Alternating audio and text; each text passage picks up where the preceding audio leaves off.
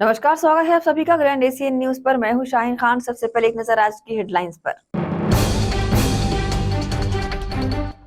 विकसित भारत संकल्प यात्रा का वार्ड 2122 में लगाया गया शिविर। सांसद विजय बघेल ने शिविर में उपस्थित होकर केंद्र सरकार की योजनाओं से कराया अवगत।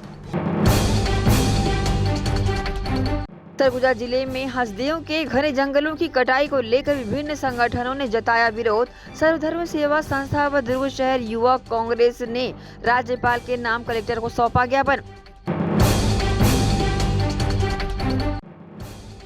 और मुख्यमंत्री विष्णु साय रायपुर में आयोजित कार्यक्रम में हुए शामिल। गुरु गोविंद सिंह जी के वीर साहबजादों की तस्वीर पर दीप जलाकर उन्हें अर्पित की पुष्पांजलि।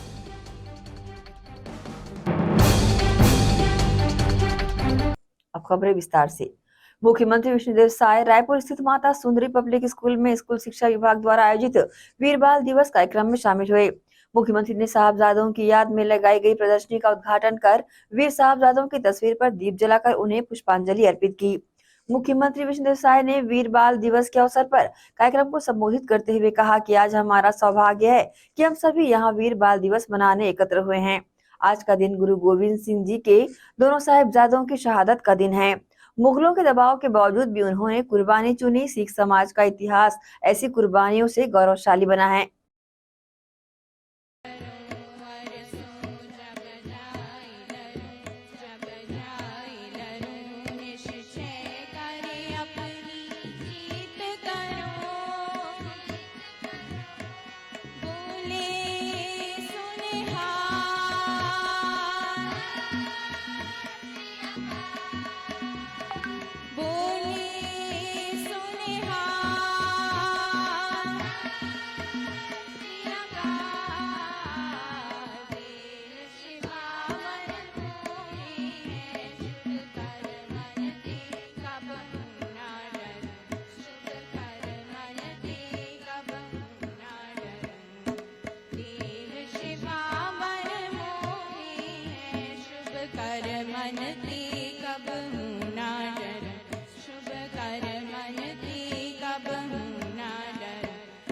सिख हो अपने मन को ही मन को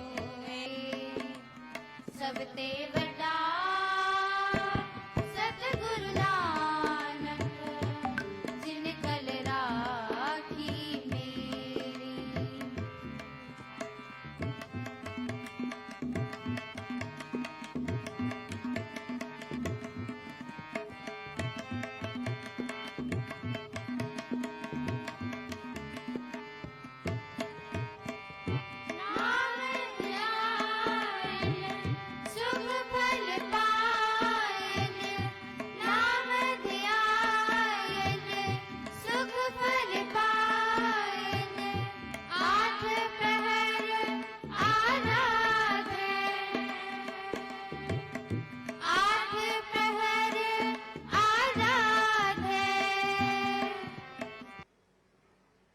आज हमारा सौभाग्य है कि वीर बाल दिवस में हम यहां पर एक स्कूल में मनाने के लिए एकत्र हुए हैं।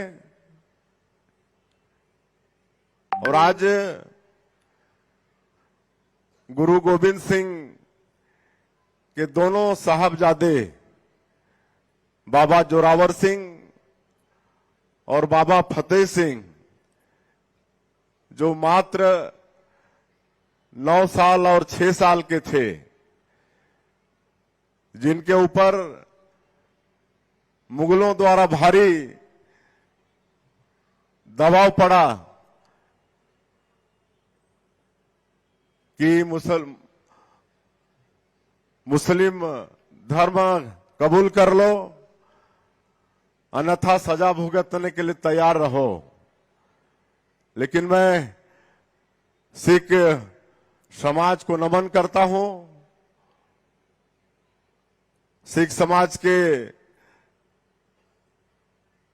बलिदान के लिए, जो आजादी की लड़ाई और हिंदू धर्म के रक्षा के लिए अपनी कुर्बानी दी, और ऐसा शायद सिख समाज में ही संभव हो सकता है जिस समाज का मात्र 9 साल का बच्चा, 6 साल का बच्चा धर्म के प्रति इतना कट्टर हो सकता है। 9 साल और 6 साल बच्चों के लिए खेलने कूदने का होता है। शायद बहुत बच्चे धर्म वगैरह की बात भी नहीं जानते हैं कि धर्म क्या चीज है, लेकिन जो सिख समाज के 10वें गुरु गोविंद सिंह, जो स्वयं 9 साल की उम्र में 10वें गुरु हो गए थे, और उनके दोनों साहबजादे, आखिर उनमें भी गुरु गोविंद सिंह जी का खून था। हिंदू धर्म की रक्षा के लिए अपनी कुर्बानी दे दी, और मुगलों का इतना निर्दयता देखिए कि 9 साल और 6 साल के बच्चों को दीवार में चुनवा दिए। इससे और निर्दयता क्या हो सकती है, ये समझने की बात है। हमारे देश में ऐसे बहुत लोग हुए। उप मुख्यमंत्री एवं लोरमी विधायक अरुण साव सोमवार को लोरमी के दौरे पर रहे, जहां वे मानस मंच में आयोजित धान बोनस राशि वितरण समारोह में अरुण साव शामिल हुए थे। उनके प्रथम लोरमी आगमन पर कार्यकर्ताओं ने जगह जगह भव्य स्वागत किया। इस दौरान लोरमी के पुराना बस स्टैंड के पास बनाया गया स्वागत मंच अचानक टूट गया, जिसमें अरुण साव बाल बाल बचे। क्षमता से अधिक लोग मंच पर पहुंचे, इसके चलते मंच टूट गया।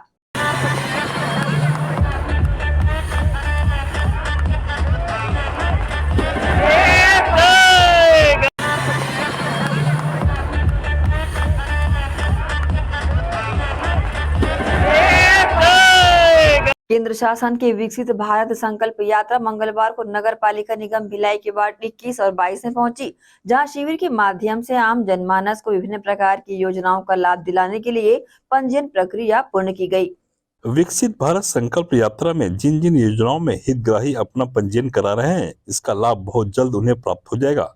फिलहाल उज्ज्वला गैस योजना के तहत पात्र हितग्राहियों को शिविर में ही गैस चूल्हा और एक गैस सिलेंडर उपलब्ध कराया जा रहा है। मंगलवार को वार्ड 21 और 22 में लगे शिविर में भी जिला के सांसद विजय बघेल उपस्थित हुए और उन्होंने शिविर में लगाए गए विभिन्न योजनाओं के स्टॉलों का निरीक्षण किया और जानकारी ली कि ये योजनाएं किस तरह से चल रही हैं और कितने लोगों को इसका लाभ मिल रहा है। विशेष तौर पर प्रधानमंत्री आवास योजना एवं उज्ज्वला गैस योजना में महिलाओं और पुरुषों का रुझान ज्यादा देखने को मिल रहा है।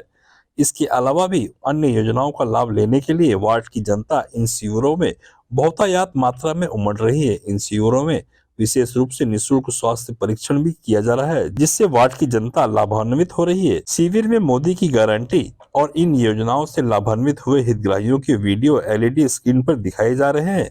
शिविरों में फॉर्म भरने और योजनाओं की जानकारी देने के लिए नगर पालिका निगम भिलाई के अधिकारी कर्मचारी भी अपनी भूमिका निभा रहे हैं। साथ ही वार्ड के जनप्रतिनिधि भी मौके पर उपस्थित रहकर केंद्र शासन की योजनाओं का लाभ दिलाने के लिए तत्पर है। मंगलवार को लगे शिविर की जानकारी जिले के सांसद विजय बघेल ने मीडिया को दी थी। साथ ही घासीदास नगर के छाया पार्षद निखिल सोनी ने भी इन शिविरों का बहुआयामी अच्छा प्रसाद मिल रहा है। आप देख रहे हैं ना, ये सिर्फ एक जगह नहीं है। हाउसिंग बोर्ड में जहाँ भाई नोहर वर्मा जी का वार्ड है वहाँ भर नहीं, अभी हम लोग कुरुज से आ रहे हैं, वहाँ भी इसी तरह उल्लास और उमंग से लोग शिविर में आ रहे हैं, पूरे विश्वास के साथ आ रहे हैं। हमारे मोदी जी का संकल्प है कि हम अपने भारत को 2047 में जब देश की आज़ादी के 100वें वर्ष में प्रवेश करेंगे, इस भारत को आत्मनिर्भर भारत, विकसित भारत, जो देश विकसित देश है उनकी श्रेणी में लाकर खड़ा करना है, ये हमारा संकल्प है। और इसीलिए नाम दिया है विकसित भारत संकल्प यात्रा। और यात्रा पूरे देश में चल रही है। मैं भी हर जगह जा रहा हूँ, ग्रामीण क्षेत्र में भी जा रहा हूँ, शहरी में जा रहा हूँ, बेलमेदरा जिला, दुर्ग जिला, सब जगह मैं अपनी भागीदारी निभाने जा रहा हूँ। यहाँ के पार्षदगण हैं, यहाँ के हमारे भारतीय जनता पार्टी के महिला मोर्चा, युवा मोर्चा, सभी लोग इसमें लगे हैं। हमारे बुजुर्ग मोर्चा के भी लोग यहाँ पे लगे हैं और सब मिलकर इस उत्सव को उमंग से, उत्साह से लोगों के जन जन के हित के लिए कर रहे हैं। केंद्र से और राज्य से जो योजनाएं बनती है उसका पूरा लाभ लोग लें और अपने जीवन के स्तर को और ऊंचा बनाएं। इससे जनता को काफ़ी लाभ मिलने वाला है, क्योंकि इससे हमारे भारत सरकार द्वारा एवं मोदी जी के द्वारा जितनी भी जुड़ी हुई योजनाएं हैं सभी के बारे में यहाँ पे लोगों को योजनाओं का डिटेल रूप से उन्हें बताया जा रहा है और ज़्यादा से ज़्यादा हो सके लोगों को लाभ पहुँचाने की कोशिश की जा रही है। जल्द से जल्द मिलेगा और मिलते ही आ रहा है। ऐसा नहीं है कि ये बहुत दिनों बाद मिलने वाला है, कुछ है फॉर्म भरेंगे कुछ दिन बाद इनका लाभ चालू हो जाएगा। जी बिल्कुल चिन्हित किया जाएगा, जो पात्रता रखते हैं उन्हें पूरी तरीके से लाभ पहुंचाने की कोशिश की जा रही है। आने वाले लोगों के से मैं यही अपील करूंगा कि जो भी शिविर लगना उसमें ज़्यादा से ज़्यादा लोग आएँ, ज़्यादा से ज़्यादा इस योजना का लाभ उठाएं और फ़ायदा मिले सभी लोगों को और अपने आस पड़ोस भी बताएं सभी को। प्रदेश में भारतीय जनता पार्टी की सरकार आते ही कई बदलाव देखे जा रहे हैं और कुछ हद तक सरकारी महकमों की कार्य करने की शैली में भी सुधार देखा जा रहा है, जिससे प्रदेश की जनता भी खुश नजर आ रही है। ग्रैंड एशियन न्यूज के लिए संतोष शर्मा की रिपोर्ट। खुर्सीपार थाना क्षेत्र निवासी शुभम राजपूत हत्या मामले में दुर्ग पुलिस ने गैंगस्टर तपन सरकार के घर छापा मारा। एएसपी अभिषेक झा समेत 4 थानों के टीआई सहित 25 जवानों की टीम ने मोहन नगर क्षेत्र स्थित तपन के घर पर छापेमार कार्रवाई की, मगर पुलिस की कार्रवाई की भनक लगते ही वह फरार हो गया। दुर्ग जिले के खुर्सीपार भिलाई थाना क्षेत्र में पैसों के लिए लेन देन को लेकर एक युवक की हत्या के मामले में पुलिस ने तपन सरकार के घर छापामार कार्रवाई करते हुए घर की तलाशी ली, पर वहीं गैंगस्टर तपन सरकार फरार होने में कामयाब हो गया, जिसके बाद पत्तासाजी में जुटी दुर्ग पुलिस। गौरतलब है कि खुर्सीपार क्षेत्र में 9 मार्च 2023 को मृतक शुभम राजपूत की आरोपी सेवक निषाद ने धारदार हथियार से वार कर हत्या की वारदात को अंजाम दिया था, जिसके बाद पुलिस ने आरोपी सेवक निषाद को गिरफ्तार कर लिया। आरोपी सेवक निषाद ने पूछताछ में पुलिस को बताया था कि मृतक शुभम राजपूत तपन सरकार के नाम पर रंगदारी करते हुए पैसा वसूली करता था। होली के दिन भी मृतक आरोपी से पैसों की मांग कर रहा था। इसी दौरान दोनों के बीच वाद विवाद हुआ और आरोपी सेवक निषाद ने मृतक पर धारदार हथियार से गले में वार कर उसे मौत के घाट उतार दिया। मृतक शुभम राजपूत की हत्या में तपन सरकार का हाथ होने के शक पर पुलिस की संयुक्त टीम ने तपन सरकार के घर पर छापामार कार्रवाई को अंजाम दिया। ये थाना खुर्सीपार के हत्या का मामला था। हत्या के मामले में विवेचना के दौरान यह पाया गया कि तपन सरकार की भी इसमें भूमिका थी। तो इस दौरान पुलिस को कुछ सूचना मिली थी कि वो अपने घर में आता जाता रहता है करके, तो उसकी पुष्टि करने के लिए पुलिस ने आज छापा मारा और बहुत सारी चीज़ें जो हमको लगती है उन्होंने हमारे द्वारा सर्च किया गया और अभी वर्तमान में वो फरार है। आगे भी इस तरह की कार्रवाई हम करते रहेंगे। ग्रैंड एशियन न्यूज के लिए दुर्ग से नसीम फारूकी की रिपोर्ट। इसी के साथ रुकेंगे छोटे से ब्रेक के लिए, जल्द हाजिर होते हैं। आप सब बने रहिए ग्रैंड एशियन न्यूज के साथ।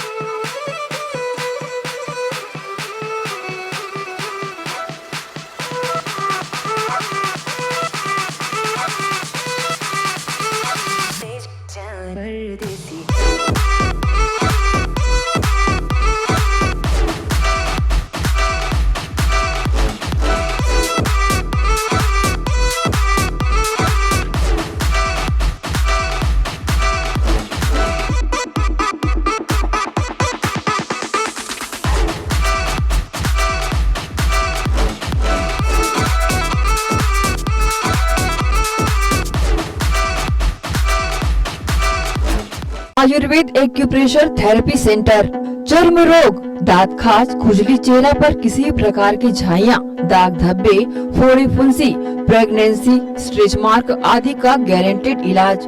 जी हाँ, आयुर्वेदिक एक्यूप्रेशर थेरेपी सेंटर। यहाँ पर आयुर्वेदिक दवा एवं एक्यूप्रेशर थेरेपी द्वारा बिना ऑपरेशन किए बवासीर, भकंदर, हाइड्रोसिल, गुप्त रोग, चर्म रोग का इलाज किया जाता है।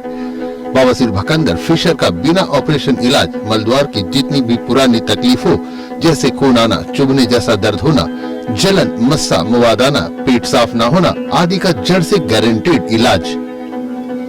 गुप्त रोग, शादी के बाद या शादी के पहले बचपन की गलतियां, उम्र की अधिकता या किसी भी कारण से मर्दाना कमजोरी, शीघ्र पतन, शादी के नाम से डर लगना, बच्चा न होना, पेशाब में जलन, स्वप्न दोष, शारीरिक कमजोरी, थकान आदि बीमारियों सहित हाइड्रोसिल का बिना ऑपरेशन गारंटेड इलाज।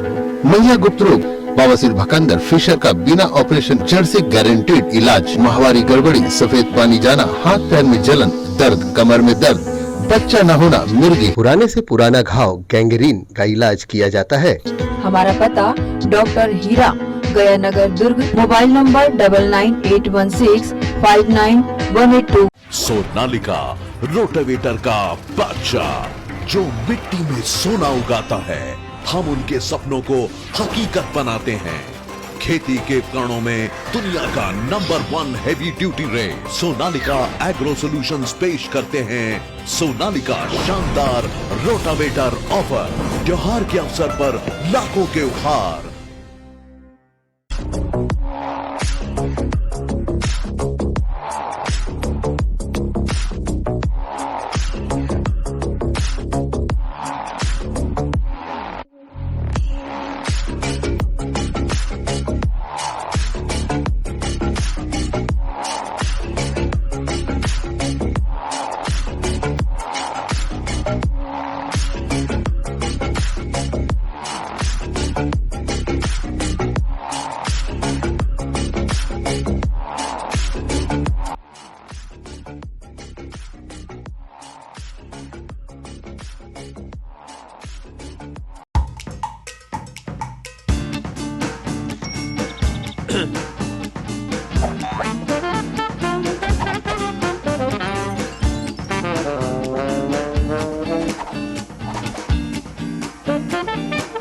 टेंशन ना लो, शिवा लो।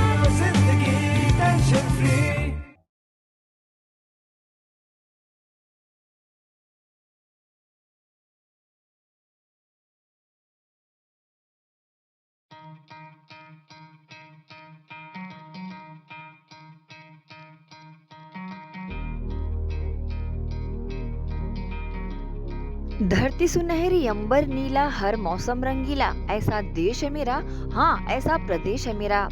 खेतों में लहलहाती इन फसलों को देन है हार्वेस्टर मशीन की।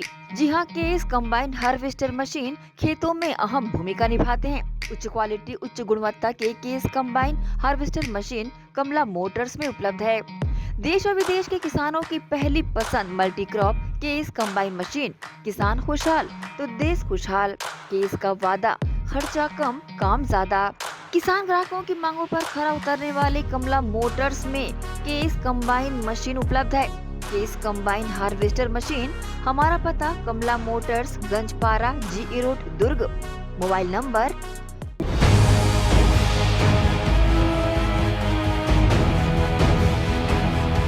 ब्रेक के बाद आप सबका स्वागत है।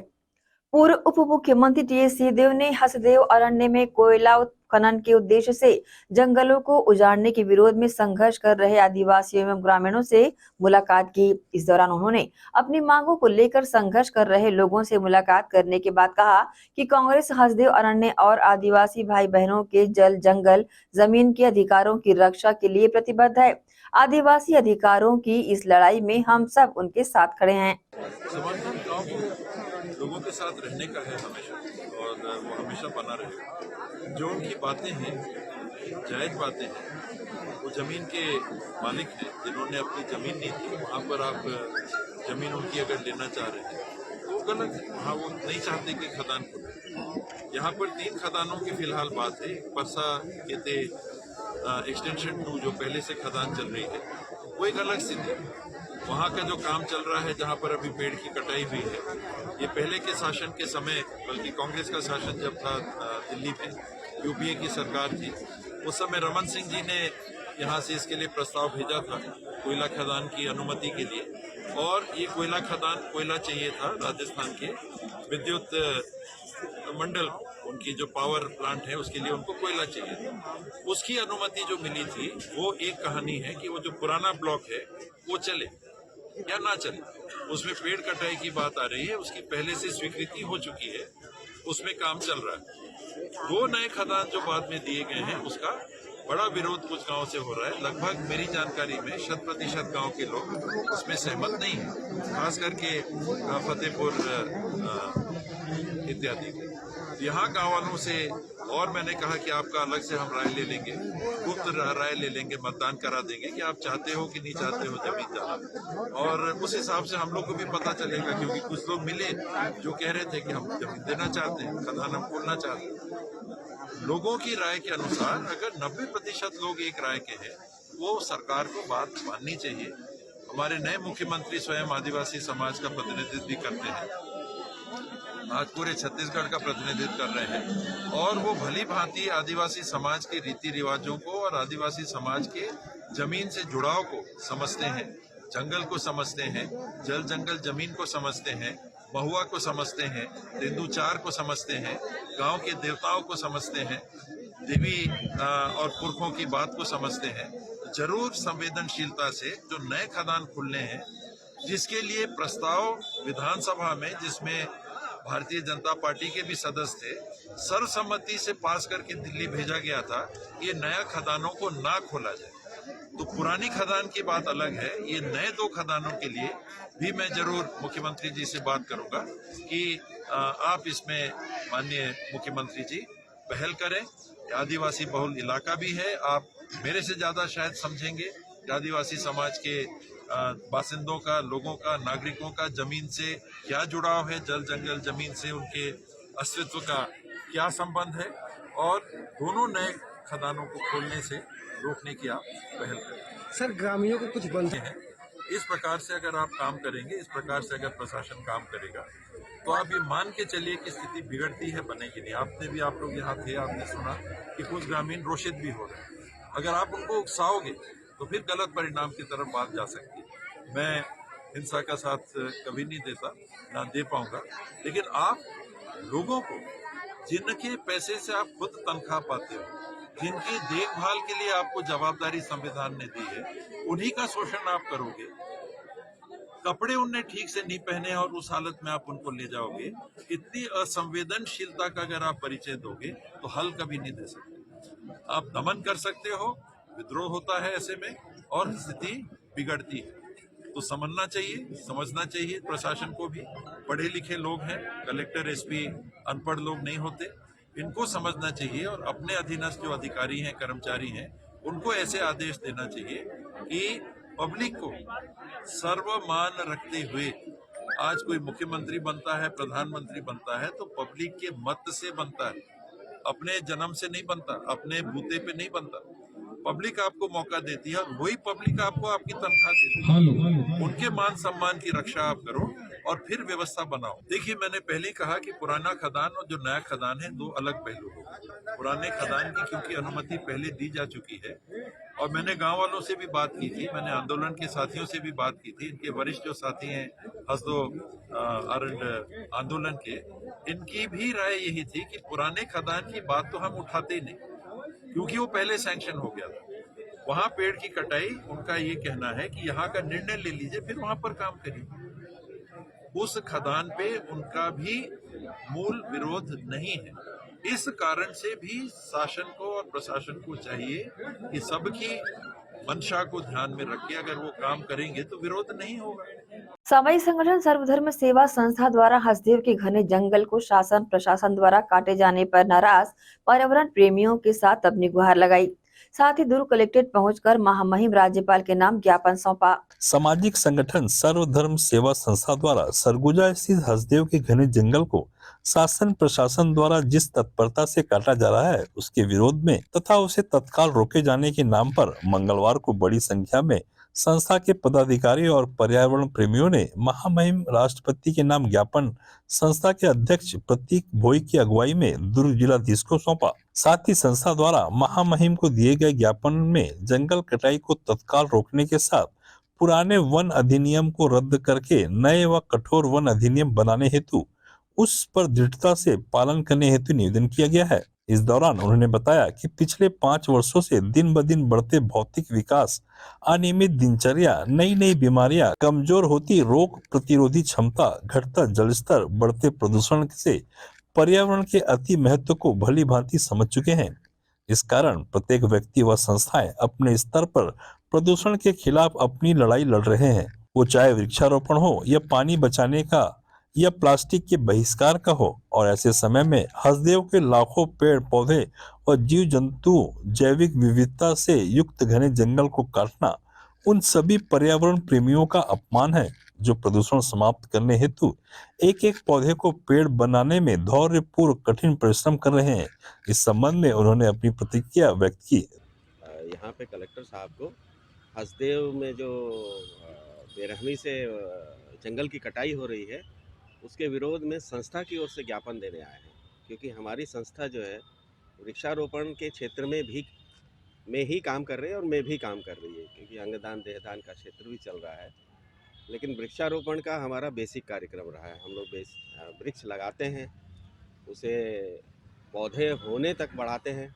तो हमें दर्द मालूम है कि एक वृक्ष को पौधे से पेड़ बनने में किन किन तकलीफ़ों से गुजरना पड़ता है और कितना समय लगता है। काटने में तो कोई समय नहीं लगता। तो हमारी संस्था की मांग है कि ये जो बेरहमी से कटाई चल रही है हसदेव अरण्य की, उसे तत्काल प्रभाव से बंद किया जाए।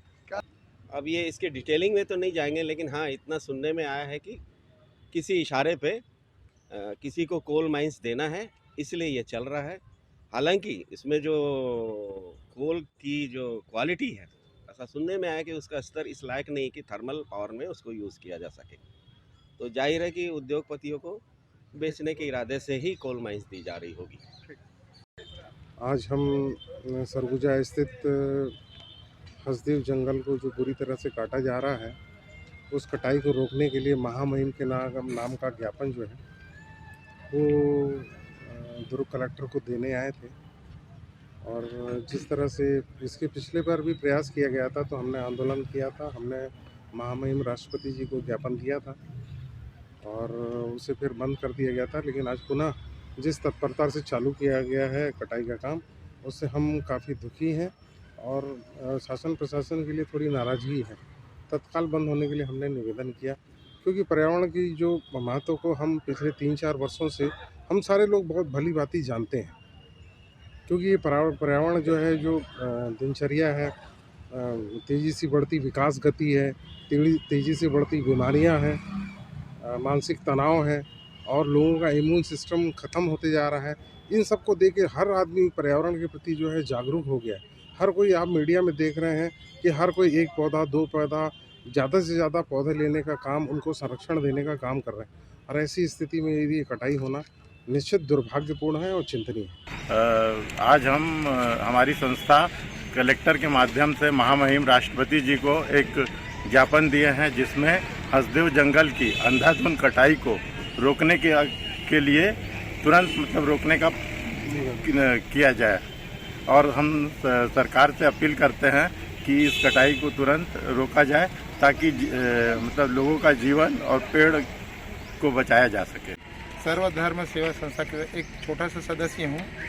पर्यावरण बचाना बहुत ज़रूरी है मानव जीवन के लिए और हम सब के जीवन के लिए। वहाँ हजारों जीव जंतु पलते हैं।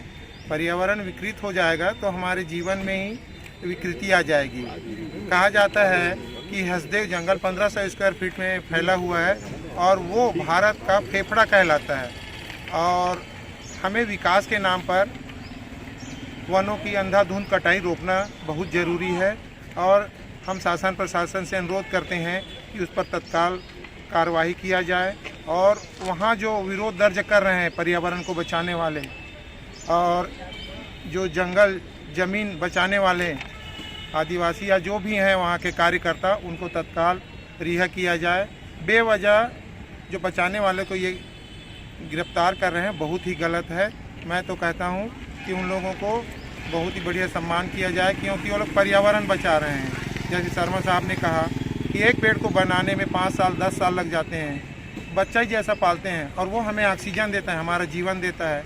इसको हमें समझना चाहिए वैज्ञानिक दृष्टिकोण से भी।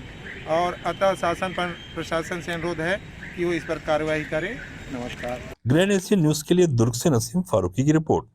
इसी के साथ ही रुकेंगे एक और छोटे से ब्रेक के लिए। जल्द हाजिर होते हैं। आप सब बने रहिए ग्रैंड एशियन न्यूज के साथ।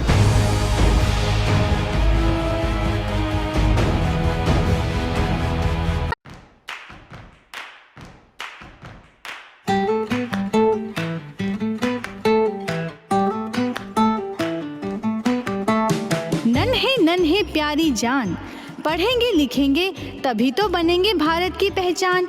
बच्चों से ही है कल का भविष्य, तो आइए उदय पब्लिक स्कूल में जल्द ही एडमिशन कराइए। जी हाँ, एडमिशन शुरू हो चुके हैं। नर्सरी से कक्षा 8वीं तक आपके निकट उदय कॉलेज कैंपस नियर एसीसी बोगदा पुल नंदनी रोड जामुल भिलाई में स्थित 2019 से गुणवत्ता भर शिक्षा प्रदान करने वाला आपके क्षेत्र में पहली बार, जिसका नाम है उदय पब्लिक स्कूल। जी हाँ, सभी कक्षाओं के लिए निःशुल्क प्रवेश। स्कूल नर्सरी से कक्षा 8वीं तक के लिए इस वर्ष प्ले ग्रुप की भी शुरुआत की जा रही है। सरकार द्वारा 25% छात्रों के लिए मुफ्त शिक्षा प्रदान की जाएगी। प्रवेश के लिए जल्दी करें। बस वैन की सुविधाएं भी उपलब्ध है। पुस्तकालय सुविधाएं है, सीसीटीवी कैमरा, संगीत कक्ष, खेल और सांस्कृतिक गतिविधियां, मल्टीपर्पज हॉल, महत्वपूर्ण दिन और त्योहारों को भी यहाँ मनाया जाता है। कंप्यूटर लैब और स्मार्ट क्लास शिक्षण सुविधाएं भी उपलब्ध की जाती है। अग्नि सुरक्षा के लिए भी सुविधाएं उपलब्ध है।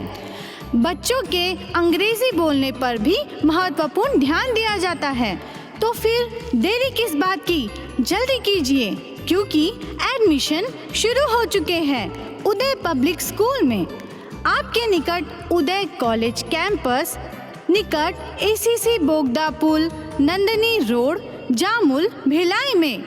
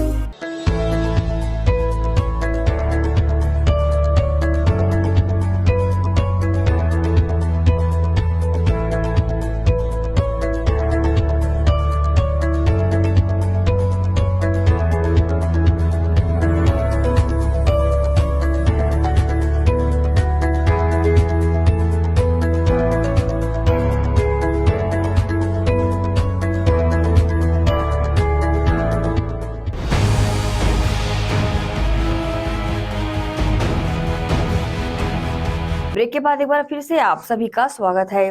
सरगुजा जिले के उदयपुर ब्लॉक में स्थित परसा ईस्ट खदान के लिए पेड़ों की कटाई की जा रही है। इस पर आक्रोश जताते हुए दुर्ग शहर युवा कांग्रेस ने तत्काल रोके जाने को लेकर राज्यपाल के नाम ज्ञापन सौंपा। सरगुजा जिले के उदयपुर ब्लॉक में स्थित परसा ईस्ट केते बासेन कोयला खदान हेतु लगातार पेड़ों की हो रही कटाई पर तत्काल रोक लगाने को लेकर अपना आक्रोश जताते दुर्ग शहर युवा कांग्रेस के प्रदेश सचिव शशांक साहू के नेतृत्व में जिला कलेक्ट्रेट पहुंच महामहिम राज्यपाल के नाम दुर्ग कलेक्टर को ज्ञापन सौंपा। इस दौरान उन्होंने कहा कि छत्तीसगढ़ की सत्ता में काबिज होते ही भाजपा सरकार अपने चहेते कॉरपोरेट अदानी के लिए संसाधनों की लूट और आदिवासियों के दमन की कार्रवाई शुरू कर दी है। जंगल में हो रही पेड़ों की कटाई पर तत्काल रोक लगाने की मांग करते हैं, जिसकी हम कड़ी निंदा भी करते हैं। छत्तीसगढ़ के आदिवासियों पर हो रहे प्रशासन अत्याचारों पर अंकुश लगाने की मांग करते हैं। इस दौरान बड़ी संख्या में कलेक्ट्रेट पहुंचे कांग्रेसियों ने नारेबाजी कर अपना आक्रोश जताया। इस संबंध में न्यूज टीम को अपनी प्रतिक्रिया भी दी। आज हम लोग ने कलेक्टर महोदय को ज्ञापन देने के लिए आए हैं। जिस प्रकार का जैसे ही भाजपा की सरकार बनी है और प्रदेश में मुख्यमंत्री जो आदिवासी हैं, आदिवासी की हित के लिए ना ही वो कुछ सोच रहे हैं, ऊपर से वो आदिवासियों के ऊपर अत्याचार कर रहे हैं। आप देखेंगे जल जंगल जमीन जो आदिवासी उन पर निर्भर है। आप देखेंगे पिछले हमारे बहुत समय पहले कोविड आया था तो हम ऑक्सीजन पे कितना जूझ रहे थे। यही हमें प्रकृति हमें ऑक्सीजन दे रही थी। और ये इनका अभी तक मैं एक बात बताऊंगा, इनका ना ही मंत्रिमंडल विस्तार होता है ना ही पोर्टफोलियो होता है। इनके पास हसदेव के लिए इनके पास पूरा मतलब ऊपर से नीचे तक इनको एनओसी मिल जाता है। आज से नहीं, जैसे ही इनकी सरकार बनी है, इनका सबसे पहला मुद्दा इनका यही था, ये कॉरपोरेट की सरकार है, ना कि अडानी मोदी, ये कुछ नहीं है। सिर्फ कॉरपोरेट को लेके अडानी वहाँ नस्पस्त, मोदी जी वहाँ नस्पस्त हो जाते हैं।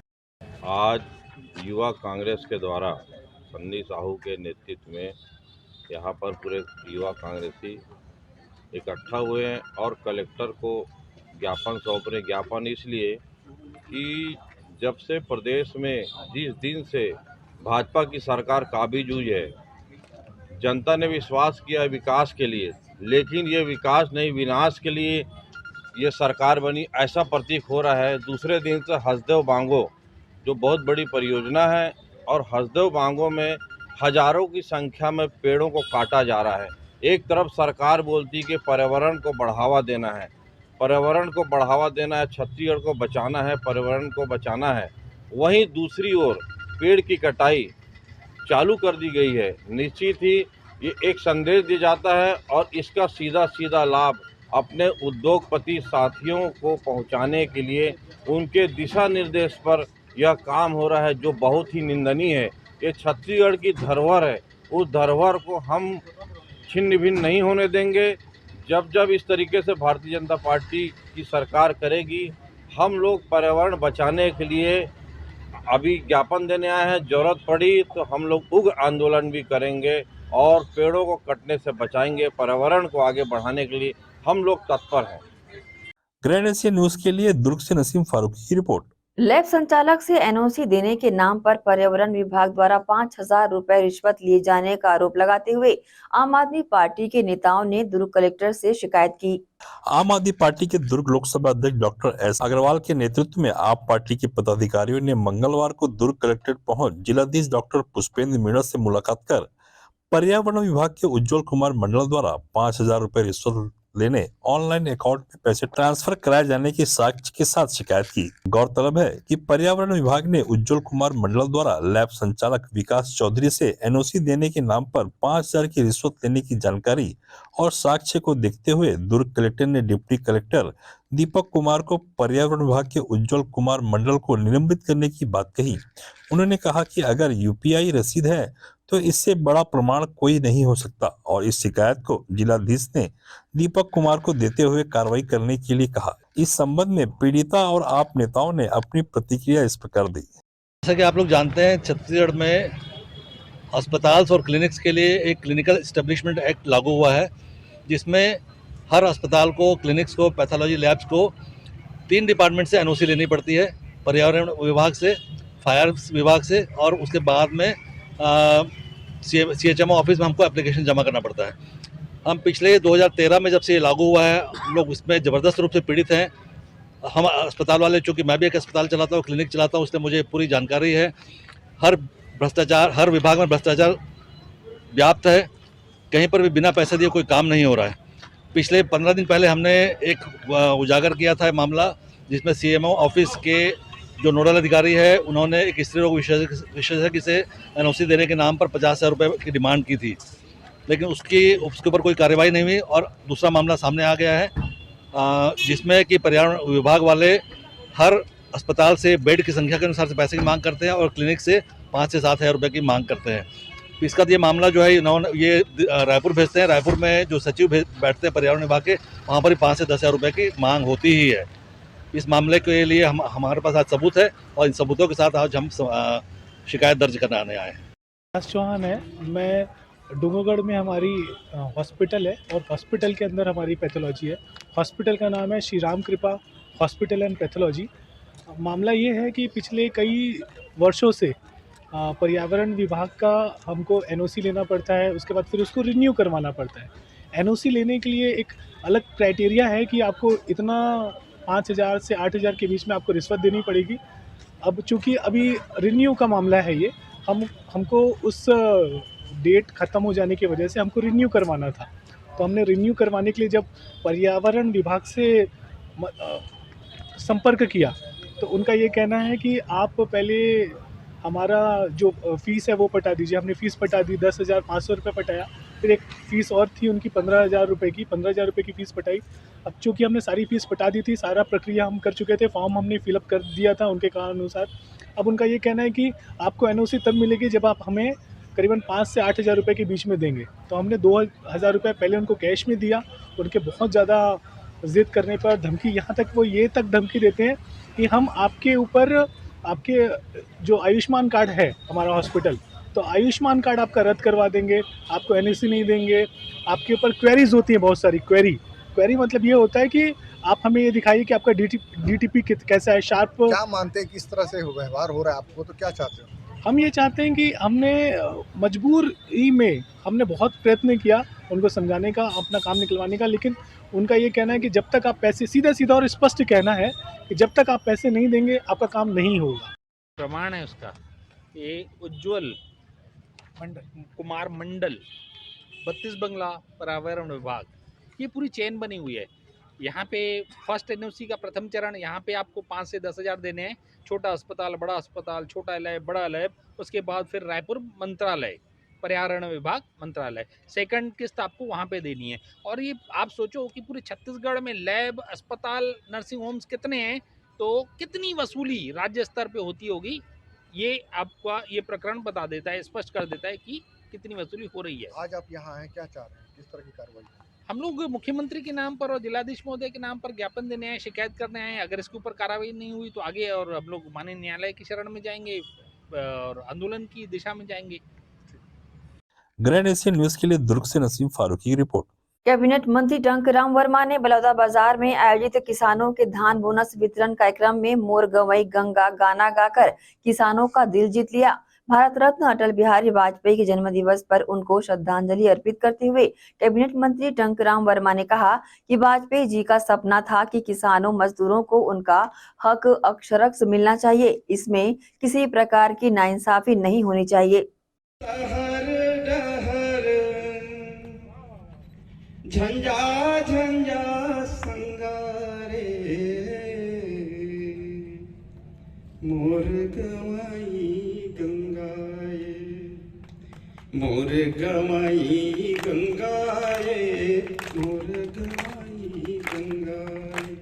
ये बहिनी के राखिए, ये गोपाल के सखिए, ये तुलसी के गिरवा धनी के फुलवारी, ये तुलसी के गिरवा धनी के फुलवारी।